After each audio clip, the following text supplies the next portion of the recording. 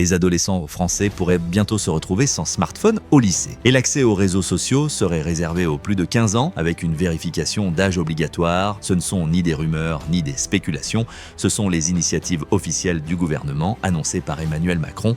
Ce qui semblait encore impossible hier devient aujourd'hui une partie réelle de la politique française. Voici ce que Macron a réellement déclaré, les mesures discutées et ce que cela pourrait changer pour des millions de personnes. 1. L'interdiction des smartphones au lycée le 28 novembre. Emmanuel Macron a confirmé que le gouvernement entend interdire les téléphones portables dans tous les lycées à partir de la rentrée 2026.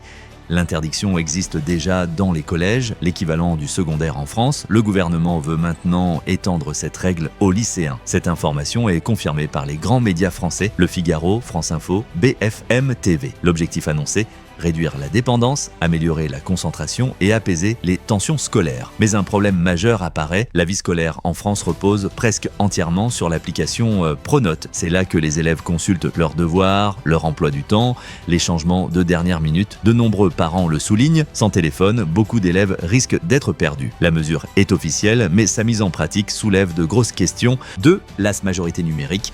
15 ans pour accéder aux réseaux sociaux, c'est l'autre décision clé. Macron a déclaré que la France allait introduire une majorité numérique. Le gouvernement propose de fixer cette limite à 15 ans. Concrètement, les réseaux sociaux deviendraient officiellement interdits aux moins de 15 ans. Les plateformes devraient vérifier l'âge des utilisateurs et ce n'est pas un projet lointain. Cela fait partie d'une initiative législative déjà discutée au Parlement. Le but affiché, protéger les mineurs contre le cyberharcèlement, les contenus nocifs et les manipulations en ligne. 3e, comment vérifier l'âge ? C'est là que le débat devient sensible. Plusieurs méthodes sont actuellement envisagées en France. Carte bancaire, service tiers de vérification opérateur téléphonique, identité numérique. France Identité. Important, l'identité numérique n'est pas obligatoire en France. Le gouvernement n'a pas imposé un outil unique. Mais le débat politique et médiatique s'intensifie. Jusqu'à peut aller la vérification d'âge sans toucher à la vie privée des citoyens. Pour le moment, le gouvernement parle de solutions techniques existantes, sans en désigner une seule comme obligatoire. 4.